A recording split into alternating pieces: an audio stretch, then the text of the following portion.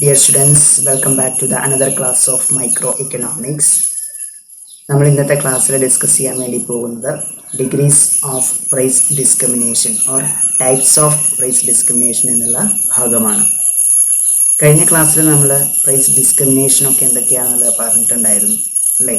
Price discrimination എന്ന് പറഞ്ഞു കഴിഞ്ഞാൽ എന്താ, ഒരു മൊണോപ്പൊളിസ്റ്റ് സെയിം കമ്മോഡിറ്റി വിവിധ വിലയ്ക്ക് വിവിധ മാർക്കറ്റിൽ അല്ലെങ്കിൽ വിവിധ ആളുകൾക്ക് ഈടാക്കുന്നതിനെയാണ് പ്രൈസ് ഡിസ്ക്രിമിനേഷൻ എന്ന് പറയുന്നത്. അപ്പോൾ ഈ പ്രൈസ് ഡിസ്ക്രിമിനേഷൻ ഏതെല്ലാം തരത്തിലാണ്? There are 3 types of price discrimination. അത് ഏതൊക്കെയാണ് എന്നുള്ളതാണ് നമ്മൾ ഇന്നത്തെ ക്ലാസ്സിൽ ഡിസ്കസ് ചെയ്യുന്നത്. That is A.C. Pigou, the British economist who coined 3 degrees or types of price discrimination that are like. അതായത് A.C. Pigou, he is a British economist. He introduced 3 types of price discrimination. They are first degree price discrimination, then second degree price discrimination and third degree price discrimination. ഇനി ഈ ഓരോ degrees of price discrimination എന്താണ് എന്നുള്ളത് നമുക്ക് നോക്കാം. First one is first degree price discrimination. It exists if the monopolist is able to charge each consumer in the maximum price that the buyer is willing to pay rather than go without the commodity. Okay, ഈ ഒരു first degree price ഡിസ്ക്രിമിനേഷനിൽ ഇവിടെ പറയുന്നത് എന്താണെന്ന് വെച്ച് കഴിഞ്ഞാൽ ഊന്നൽ കൊടുത്ത് പറയേണ്ട ഒരു കാര്യമാണ് വില്ലിങ്നെസ് ടു പേ എന്ന് പറയുന്നത് അല്ലേ. It exist if the monopolist is able to charge each consumer the maximum price that the buyer is willing to pay. അതായത് ബയറുടെ ആരാണ്, ഒരു consumer is also a buyer അല്ലേ. അതായത് ഈ കൺസ്യൂമറുടെ വില്ലിങ്നെസ്സിൻ്റെ അടിസ്ഥാനത്തിൽ മാക്സിമം പ്രൈസ് ഈടാക്കുന്നതിനെയാണെന്ന് പറയുന്നത് ഫസ്റ്റ് ഡിഗ്രി പ്രൈസ് ഡിസ്ക്രിമിനേഷൻ എന്ന് പറയുന്നത്. ഇപ്പം നമുക്കറിയാൻ സാധിക്കും, ഇപ്പോൾ ഒരു മാർക്കറ്റിലേക്ക് കടന്നു വരുന്ന ഒരാൾക്ക് അയാൾക്ക് എത്ര ഒരു കമ്മോഡിറ്റിക്ക് പേ ചെയ്യാൻ തയ്യാറാണ് എന്നുള്ളത് അവിടുത്തെ ആ ഒരു വിൽപ്പനക്കാരന് കൃത്യമായിട്ടുള്ളൊരു ധാരണ ഉണ്ടായിരിക്കും. അപ്പോൾ അതുകൊണ്ട് തന്നെ അവർക്ക് അനുയോജ്യമായ തരത്തിലുള്ള പ്രൈസസ് ഉള്ള കമ്മോഡിറ്റീസ് ഒക്കെ ആയിരിക്കും അവർക്ക് ലഭ്യമാക്കി കൊടുക്കുന്നുണ്ടാവുക അല്ലേ. അപ്പോൾ ഒരു മൊണോപ്പൊളി മാർക്കറ്റിനകത്ത് ഒരു കമ്മോഡിറ്റിയേ ഉള്ളൂ. ആ ഒരു കമ്മോഡിറ്റി ഈ വരുന്ന അല്ലെങ്കിൽ ബയറുടെ ആ ഒരു വില്ലിങ്നെസ്സിൻ്റെ അടിസ്ഥാനത്തിൽ അല്ലെങ്കിൽ ആ വില്ലിങ്നെസ് മുഴുവൻ അല്ലെങ്കിൽ വില്ലിങ്നെസ്സിന് അനുയോജിച്ച പ്രൈസ് ഈടാക്കിക്കൊണ്ട് കമ്മോഡിറ്റീസ് വിൽക്കുന്നതിനെയാണെന്ന് പറയുന്നത് ഫസ്റ്റ് ഡിഗ്രി പ്രൈസ് ഡിസ്ക്രിമിനേഷൻ എന്ന് പറയുന്നത്. Okay, it exist if the monopolist is able to charge each consumer the maximum price that the buyer is willing to pay rather than go without the commodity. The maximum price that the consumer is willing to pay for a commodity is known as the reservation price. Okay, അപ്പോൾ ഈ consumer നൽകാൻ തയ്യാറായിട്ടുള്ള ഒരു കമ്മോഡിറ്റിക്ക് നൽകാൻ തയ്യാറായിട്ടുള്ള ആ ഒരു വിലയെ നമ്മൾ reservation price എന്നാണ് പറയുന്നത്. Reservation price. Thus, the practice of charging each consumer his reservation price is called first degree price discrimination. അപ്പോൾ അതുകൊണ്ട് തന്നെ റിസർവേഷൻ പ്രൈസ് ഈടാക്കുന്നതിന് ഒരു സെല്ലർ കമ്മോഡിറ്റിക്ക് റിസർവേഷൻ പ്രൈസ് ഈടാക്കുകയാണ് എന്നുണ്ടെങ്കിൽ ആ ഒരു കാര്യത്തിന് നമ്മൾ എന്ന് പറയും that is the first degree price discrimination. Okay, in the first degree price discrimination, the seller is able to take away the entire consumer's surplus. Consumer surplus നമ്മൾ എന്താണെന്നുള്ളത് നമ്മൾ ഫസ്റ്റ് സെമിസ്റ്ററിൽ പഠിച്ചിട്ടുണ്ടായിരുന്ന കാര്യമാണ് അല്ലേ. What is consumer surplus? It is the difference between actual pay and willingness to pay. ഒരു consumer നൽകാൻ തയ്യാറായിട്ടുള്ള വിലയും അതുപോലെ തന്നെ ഒരു കമ്മോഡിറ്റിയുടെ യഥാർത്ഥ വിലയും തമ്മിലുള്ള വ്യത്യാസമാണ് കൺസ്യൂമർ സർപ്ലസ് എന്ന് പറയുന്നത്. അപ്പോൾ ഈ ഫസ്റ്റ് ഡിഗ്രി പ്രൈസ് ഡിസ്ക്രിമിനേഷൻ അനുസരിച്ച് കൊണ്ട് എന്താണ്, the seller is able to take away the entire consumer surplus അല്ലേ. അതായത് ബയറുടെ വില്ലിങ്നെസ്സിൻ്റെ അടിസ്ഥാനത്തിലാണ് ഇവിടെ പ്രൈസ് ഈടാക്കുന്നത്. അതുകൊണ്ട് തന്നെ കൺസ്യൂമർ സർപ്ലസ് ഒന്നും തന്നെ ഇല്ലാത്ത രീതിയിൽ വില്ലിങ്നെസ് എത്രയാണോ അതിന് മാക്സിമം പ്രൈസ് ഈടാക്കുന്നതിന് വേണ്ടിയിട്ട് ഈ മൊണോപ്പൊളിസ്റ്റ് തയ്യാറാകുന്നു. Okay, here is the diagram of first degree price discrimination. ഈ ഡയഗ്രാം ശ്രദ്ധിച്ചു കഴിഞ്ഞാൽ നമുക്ക് മനസ്സിലാവും. ഇവിടെ വൈ ആക്സിസ് എക്സ് ആക്സിലെ യൂണിറ്റ്സ് ഓഫ് ഔട്ട്പുട്ട് അതുപോലെ തന്നെ വൈ ആക്സിലെ പ്രൈസുമാണ് മെഷർ ചെയ്യുന്നത്. ഈ ഒരു ഡയഗ്രാം നോക്കുന്ന സമയത്ത് the monopolist sells x1 unit of the commodity at a price of P3. x1 quantity OX1 എന്ന് പറയുന്നത് ഇത്രയും ഭാഗം വരും. ദെൻ ഈ x1 ക്വാണ്ടിറ്റി എത്ര രൂപയ്ക്കാണ് വിൽക്കുന്നത്? P3 എന്ന പ്രൈസിനാണ് അവിടെ വിൽപ്പന ചെയ്തിരിക്കുന്നത്. Okay, then at P2 price the monopolist will sell X2 units അല്ലേ. വീണ്ടും അവിടെ പ്രൈസ് P2 ആയിട്ട് കുറയ്ക്കുകയാണെന്നുണ്ടെങ്കിൽ X2 ലെവൽ ഓഫ് ഔട്ട്പുട്ട് അവർക്ക് X2 level of output P2 പ്രൈസിനാണ് വിൽക്കുന്നത്. പ്രൈസ് ഡിസ്ക്രിമിനേഷൻ നിലനിൽക്കുന്നുണ്ട്. Then suppose that the monopolist decides to sell xn units. ഏതൊരു മോണോപ്പൊളിസ്റ്റ് അല്ലെങ്കിൽ seller xn unit വിൽക്കാൻ വേണ്ടിയിട്ട് തയ്യാറായി, വിൽക്കാൻ വേണ്ടിയിട്ട് ഡിസൈഡ് ചെയ്തു എന്ന് വിചാരിക്കുക. In the absence of price discrimination, the consumer could have purchased xn units for OP1AXN. OP1AXN അത്രയും അധികം കമ്മോഡിറ്റീസ് അവർ പർച്ചേസ് ചെയ്യും.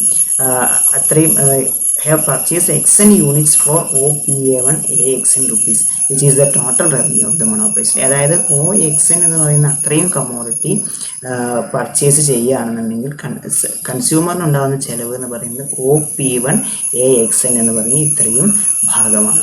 ഓക്കെ, then so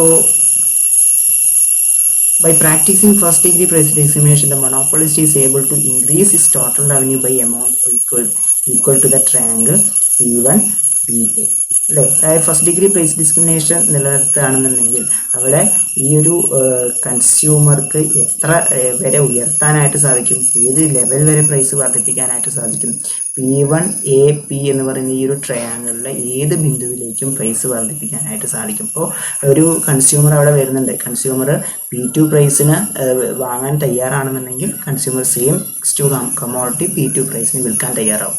ദെൻ അതേസമയം ഈ കൺസ്യൂമർ അതിനേക്കാൾ കൂടുതൽ വില നൽകാൻ തയ്യാറാണെന്നുണ്ടെങ്കിൽ ആ ഒരു വില കൂട്ടിയിട്ട് വിൽക്കാനായിട്ട് ഈ മോണോപ്പൊളിസ്റ്റ് തയ്യാറാവും. അപ്പോൾ ഇവിടെ ശ്രദ്ധിക്കേണ്ട കാര്യം ഇതാണ്, P1AP ഇത്രയും അധികം എന്ത് ചെയ്യാം, ഈ സെല്ലർക്ക് അവിടെ ലാഭം പരമാവധിയിലേക്ക് എത്തിക്കാനായിട്ട് സാധിക്കും. അല്ലെങ്കിൽ ഈ ഒരു ട്രയാങ്കിളിൽ ഏത് ഒരു പ്രൈസ് ലെവലിലും ഈ ഒരു കമ്മോഡിറ്റി വിൽക്കാനായിട്ട് സാധിക്കും. It is the first degree price discrimination. P1PA is the Marshallian consumer surplus അല്ലേ. അപ്പോൾ ആ ഒരു മുകളിൽ കാണുന്ന ഈ ട്രയാങ്കിൾ എന്ന് പറയുന്നത് that is the consumers surplus. അപ്പോൾ ഈ എൻറ്റയർ കൺസ്യൂമർ സർപ്ലസ് ഇല്ലാതെയാക്കുന്ന രീതിയിൽ എന്താണ് ഈ ഫസ്റ്റ് ഡിഗ്രി പ്രൈസ് ഡിസ്ക്രിമിനേഷനിൽ മോണോപ്പൊളിസ്റ്റിന് പ്രൈസ് ഈടാക്കാനായിട്ട് സാധിക്കും. P1AP എന്ന് പറയുന്നത് that is the consumers surplus. Okay, the next is second degree price discrimination.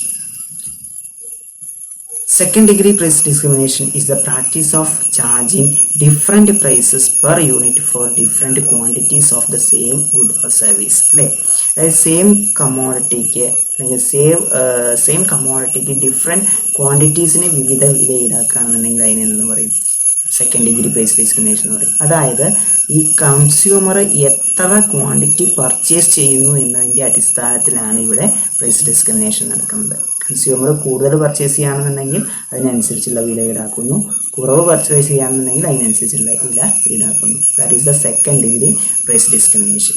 In this form of price discrimination, the monopolist charges a lower price when the consumer purchases larger quantity. അല്ലേ, അതായത് കൂടുതൽ quantity വാങ്ങിക്കുകയാണെന്നുണ്ടെങ്കിൽ അതിന് വില കുറച്ച് നൽകുകയും കുറവ് quantity വാങ്ങുകയാണെന്നുണ്ടെങ്കിൽ വില കൂടുതലായിട്ട് നൽകുകയും ചെയ്യും. അത് നമ്മൾ കഴിഞ്ഞ ക്ലാസ്സിലൊക്കെ ഡിസ്കസ് ചെയ്തതാണ്. ഇലാസ്റ്റിസിറ്റി ഓഫ് ഡിമാൻഡ് കൂടുതലാണെന്നുണ്ടെങ്കിൽ വില കുറച്ച് വിൽക്കും, ഇലാസ്റ്റിസിറ്റി ഓഫ് ഡിമാൻഡ് കുറവാണെന്നുണ്ടെങ്കിൽ എന്താണ് വില കൂട്ടി വിൽക്കുന്ന ഒരവസ്ഥയൊക്കെ കണ്ടിട്ടാണ്. Monopolist attempts to take away a part of the consumer surplus അല്ലേ, അതായത് കൺസ്യൂമർ സർപ്ലസ് മുഴുവനായിട്ടും എന്ത് ചെയ്യാൻ പറ്റില്ല, ഈ ഒരു അവസ്ഥയിൽ സെക്കൻഡ് ഡിഗ്രി പ്രൈസ് ഡിസ്ക്രിമിനേഷൻ ഈടാക്കുകയാണെന്നുണ്ടെങ്കിൽ സാധിക്കുന്നില്ല. കൺസ്യൂമറുടെ സർപ്ലസിൻ്റെ ഒരു ഭാഗം മാത്രം എന്താണ് ഈ ഒരു മോണോപ്പൊളിസ്റ്റ് ഇല്ലാതാക്കാനായിട്ട് സാധിക്കും. Then some consumer surplus remain for the benefit of the buyer അല്ലേ. ഓക്കെ, ബാക്കി ഭാഗം ഇപ്പോൾ കൺസ്യൂമറുടെ സർപ്ലസ് നിലനിൽക്കുന്നുണ്ടെന്നുണ്ടെങ്കിൽ അത് മുഴുവനായിട്ടും ഈ ഒരു മോണോപ്പൊളിസ്റ്റ് ഈടാക്കുന്നില്ല എന്നുണ്ടെങ്കിൽ ബാക്കി ഭാഗം എന്താണ്, that is the benefit of the buyer. Then ഇതിൻ്റെ ഡയഗ്രാം ഒന്ന് ശ്രദ്ധിക്കുക. ഡയഗ്രത്തിനകത്ത് നേരത്തെ പറഞ്ഞതുപോലെ തന്നെ എക്സ് ആക്സിൽ യൂണിറ്റ് ഓഫ് ഔട്ട്പുട്ട്, വൈ ആക്സിൽ price of the commodity. Here is a demand curve that is downward sloping demand curve. Then the monopolist charges price P1 for the quantities purchased up to an amount of X1. X1 എന്ന് പറയുന്ന commodity X1 ആണ് consumer purchase ചെയ്യുന്നതെന്നുണ്ടെങ്കിൽ അവിടെ കമ്മോഡിറ്റിക്ക് എത്രയാണ് വില? P1 ആണ്. Then X2 കൂടുതൽ commodity price അല്ലെങ്കിൽ കൂടുതൽ കമ്മോഡിറ്റി വാങ്ങിക്കുകയാണെന്നുണ്ടെങ്കിൽ അവിടെ എന്താണ്? കുറഞ്ഞ വിലയ്ക്ക് വിൽക്കാനായിട്ട് തയ്യാറാവും. P2 per unit of amount purchase between X1 and X2 units അല്ലേ. അതായത് P2 പ്രൈസിന് ഇത്രയും X1 X2 എന്നുള്ള ഈ ഒരു കമ്മോഡിറ്റിൻ്റെ ക്വാണ്ടിറ്റിയിൽ ഈ ഒരു ഇതിന് ബിറ്റ്വീൻ വരുന്ന ക്വാണ്ടിറ്റീസ് എത്ര രൂപയ്ക്കാണ് വിൽക്കുന്നത്? P2 എന്ന് പറയുന്ന പ്രൈസിനാണ് വിൽക്കുന്നത്. Then P3 per unit per the purchases exceeding X2 unit അല്ലേ. X2വിനേക്കാൾ കൂടുതൽ കൺസംഷൻ നടത്തുകയാണെന്നുണ്ടെങ്കിൽ ആ ഒരു കൺസ്യൂമർ എത്ര പ്രൈസ് കൊടുത്താൽ മതി? ദാറ്റ് ഈസ് P3 പ്രൈസ് നൽകിയാൽ മതി. അപ്പോൾ അവിടെ ക്വാണ്ടിറ്റി കൂടുന്തോറും എന്താണ്? പ്രൈസ് കുറഞ്ഞു വരുന്നതായിട്ട് കാണും അല്ലേ. കൂടുതൽ പർച്ചേസ് ചെയ്യുന്ന ഒരാളാണെന്നുണ്ടെങ്കിൽ അവർക്ക് വില കുറച്ച് നൽകുകയും കുറവ് പർച്ചേസ് ചെയ്യുന്ന ആളാണെന്നുണ്ടെങ്കിൽ അവർക്ക് വില കൂട്ടിയിട്ട് നൽകുന്ന ഒരവസ്ഥ നിലനിൽക്കുന്നത്. That is the third degree price discrimination. Suppose consumer wishes to buy X3 if the monopolist does not engage in price discrimination. The price for the entire quantity would be P3 and the monopolist's total revenue would be equal to the rectangle OP3 AX3. ഇവിടെ ശ്രദ്ധിക്കുക. Suppose the consumer wishes to buy X3. Consumer X3 commodity വാങ്ങാനായിട്ട് തയ്യാറാവാന്ന് വിചാരിക്കാം. If the monopolist does not engage in price discrimination, ഒരു തരത്തിലുള്ള price discrimination അവിടെ കൊണ്ടുവരുന്നില്ല. The price for the entire quantity would be P3. മൊത്തം ക്വാണ്ടിറ്റിയുടെ price എന്ന് പറയുന്നത് P3 ആയിരിക്കും. And the monopolist total revenue would be equal to the rectangle OP3 AX3 അല്ലേ. മൊണോപ്പൊളിസ്റ്റിൻ്റെ total revenue എന്ന് പറയുന്നത് എന്താ? ദാറ്റ് ഈസ് OP3 AX3 പറയുന്ന ഇത്രയും ഭാഗമായിരിക്കും. അപ്പോൾ അവിടെ കൂടുതൽ വിലയ്ക്ക് P2നാണെന്നുണ്ടെങ്കിൽ OP2 ഈ ഒരു റെക്റ്റാങ്കിൾ X2 എന്ന് പറയുന്ന ഇത്രയും അധികം എന്താണ് അവർക്ക് റവന്യൂ ആയിട്ട് മാറും. അപ്പോൾ ഇവിടെ ശ്രദ്ധിക്കുക, കൂടുതൽ ക്വാണ്ടിറ്റി വാങ്ങുന്നത് കൊണ്ട് എന്താണ് കുറഞ്ഞ വിലയ്ക്ക് വിൽക്കുന്നുണ്ടെങ്കിൽ അവർക്ക് ലാഭം പരമാവധിയിലാക്കാനായിട്ട് സാധിക്കും. Then by practicing second degree price discrimination, the monopolist can increase the total revenue by the shaded rectangles. നമ്മൾ ഇവിടെ ഡയഗ്രത്തിൽ കാണുന്ന ഈ ട്രേഡഡ് റെക്റ്റാങ്കിൾസ്, ഈ ട്രേഡ് ചെയ്തിട്ടുള്ള ഈ ഭാഗം, ഈ ഷെയ്ഡ് ചെയ്തിട്ടുള്ള ഈ ഒരു ഭാഗമാണ് എന്ന് പറയുന്നത് that is the revenue of the monopolist. ഇത്രയും അധികം വർദ്ധിപ്പിക്കാനായിട്ട് സാധിക്കും. Then consumer surplus enjoyed by the buyer is represented by the three triangles A, B and C. Okay. Consumer surplus നോക്കാം. ഇത്രയും അധികം പ്രൈസ് കൊടുക്കേണ്ടതായിട്ട് വരുന്നില്ല അല്ലേ. അതുകൊണ്ട് തന്നെ ഈ A എന്ന് പറയുന്നതും B എന്ന് പറയുന്നതും C എന്ന് പറയുന്നതും that is shows the consumers surplus. Okay, അതായത് ആക്ച്വലി വില്ലിങ്നെസ് ടു പേ ഇത്രയാണ്, പക്ഷേ അവിടെ P1 പേ ചെയ്യുന്നുള്ളൂ എന്നുണ്ടെങ്കിൽ അവിടെ എന്താണ് A is the consumer surplus. Then ഇത്രയും പേ ചെയ്യാൻ തയ്യാറാണ്, പക്ഷേ P2 ആണ് പേ ചെയ്യുന്നുള്ളൂ. So B is the consumer surplus. Okay, then third degree price discrimination or inter-market price discrimination. Third degree price discrimination is a practice of charging different prices for the same commodity in different markets. ഇവിടെ പ്രത്യേകമായിട്ട് ശ്രദ്ധിക്കേണ്ട ഒരു ഭാഗമാണ് different markets എന്ന് പറയുന്നത് അല്ലേ. വ്യത്യസ്ത കമ്പോളത്തിൽ സെയിം ഉൽപ്പന്നത്തിന് വ്യത്യസ്ത വില ഈടാക്കുന്നതിനെയാണ് തേർഡ് ഡിഗ്രി പ്രൈസ് ഡിസ്ക്രിമിനേഷൻ എന്ന് പറയുന്നത്. വ്യത്യസ്ത കമ്പോളത്തിൽ സെയിം ഉൽപ്പന്നത്തിന് വ്യത്യസ്ത പ്രൈസ് ഈടാക്കുന്നതിന് തേർഡ് ഡിഗ്രി പ്രൈസ് ഡിസ്ക്രിമിനേഷൻ എന്ന് പറയുന്നു. The monopolist is trying to maximize his profits by dividing consumers into two or more subgroups with separate demand curves. വിവിധ മാർക്കറ്റുകൾ അല്ലെങ്കിൽ വിവിധ വിഭാഗങ്ങളായിട്ട് കൺസ്യൂമേഴ്സിനെ ക്ലാസിഫൈ ചെയ്തിട്ടാണ് അവിടെ പ്രൈസ് ഈടാക്കുന്നത്. In third degree price discrimination, the monopolist will take away part of the consumer's surplus. അതായത് ഒരു consumer സർപ്ലസിൻ്റെ ഒരു ഭാഗം മാത്രമാണ് തേർഡ് ഡിഗ്രി പ്രൈസ് ഡിസ്ക്രിമിനേഷനിൽ ഇല്ലാതെയാക്കാനായിട്ട് മൊണോപ്പൊളിസ്റ്റിന് സാധിക്കുള്ളൂ. പിന്നെ അതിൻ്റെ ഡയഗ്രാം ശ്രദ്ധിക്കുക. Here also X axis shows the quantity of commodity and Y is the price of the commodity. Then D is the demand curve. If the monopolist produces output Q, Q output ആണ് produce ചെയ്യുന്നതെന്ന് വിചാരിക്കാം, and sells at P at price P. അത് ഈ OQ commodity എത്ര രൂപയ്ക്കാണ് വിൽക്കുന്നത്? P എന്ന് പറയുന്ന പ്രൈസിനാണ് വിൽക്കുന്നത്. Total revenue will be equal to the area of rectangle OPBQ. Total revenue എന്ന് പറയുന്നത് OPBQ എന്ന് പറഞ്ഞാൽ ഇത്രയും അധികം റെക്ടാങ്കിൾ ആയിരിക്കും. Okay, then in the absence of price discrimination, the consumer surplus is PEB. Price discrimination അവിടെ നിലനിൽക്കുകയാണെങ്കിൽ കൺസ്യൂമർ സർപ്ലസ് എത്രയാണ് വരിക? PEB എന്ന് പറയുന്ന ഈ ഒരു ഭാഗമാണ് consumers surplus. If the monopolists discriminate between the two markets, രണ്ട് മാർക്കറ്റുകളെ ഡിസ്ക്രിമിനേറ്റ് ചെയ്തിട്ട് അല്ലെങ്കിൽ തരംതിരിവ് കാണിച്ചുകൊണ്ട് വ്യത്യസ്ത വിലയ്ക്കാണ് ഈടാക്കുന്നത് എന്നുണ്ടെങ്കിൽ O Q dash will be sold at the price P dash in the first market അല്ലേ. അതായത് ഒ ക്യൂ ഡാഷ് എന്ന് പറയുന്ന അത്രയും commodity first market P dash എന്ന് പറയുന്ന വിലയ്ക്ക് വിൽക്കാൻ തയ്യാറാവും.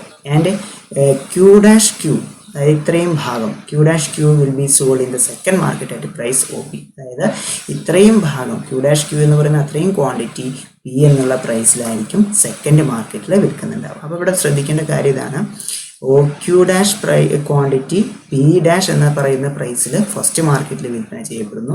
ദെൻ ക്യൂ ഡാഷ് ക്യൂ എന്ന് പറയുന്ന അത്രയും ക്വാണ്ടിറ്റി ഒ പി പ്രൈസിൽ സെക്കൻഡ് മാർക്കറ്റിൽ വിൽക്കാനായിട്ട് തയ്യാറാവും. അപ്പോൾ രണ്ട് മാർക്കറ്റിൽ രണ്ട് വിലയ്ക്കാണ് ഇവിടെ കമ്മോഡിറ്റീസ് വിൽപ്പന ചെയ്യപ്പെടുന്നത്. Then total revenue of the monopolist is equal to the area of rectangle OP dash AQ dash. Total revenue നോക്കി കഴിഞ്ഞ് കഴിഞ്ഞാൽ OP dash AQ dash, അതായത് ഒന്നാമത്തെ മാർക്കറ്റിലെ ടോട്ടൽ റവന്യൂ എന്ന് പറയുന്നതാണ് OP dash AQ dash. അതേപോലെ തന്നെ സെക്കൻഡ് മാർക്കറ്റിന്റെ ടോട്ടൽ റവന്യൂ എന്തായിരിക്കും, OPBQ എന്ന് പറയുന്ന ഭാഗമായിരിക്കും സെക്കൻഡ് മാർക്കറ്റിന്റെ ടോട്ടൽ റവന്യൂ എന്ന് പറയുന്നത്. ഓക്കെ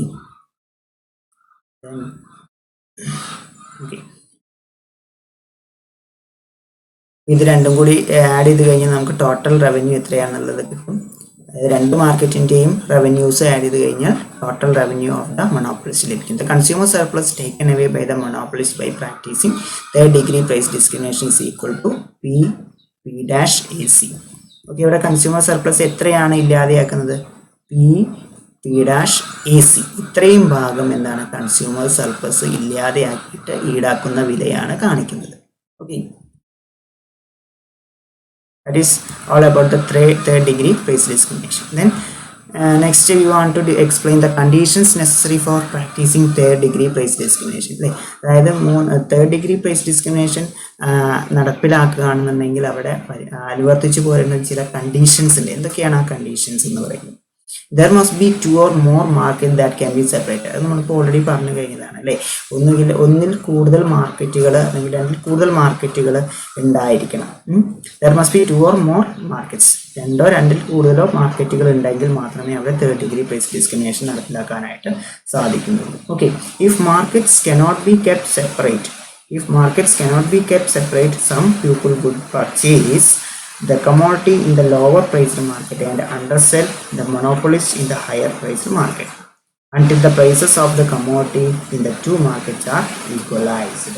ഓക്കെ, അപ്പോൾ ഇത്തരത്തിൽ ഒന്നിൽ രണ്ടോ അതിൽ കൂടുതലോ മാർക്കറ്റുകൾ ഉണ്ടെങ്കിൽ മാത്രമേ അവിടെ എന്ത് ചെയ്യാൻ പറ്റുള്ളൂ, ഈ ഒരു തേർഡ് ഡിഗ്രി പ്രൈസ് ഡിസ്ക്രിമിനേഷൻ നടപ്പിലാക്കാനായിട്ട് സാധിക്കുള്ളൂ. Then price elasticity of demand in various submarket must be different. Elasticities of demand എന്തായിരിക്കണം, വ്യത്യസ്തമായിരിക്കണം.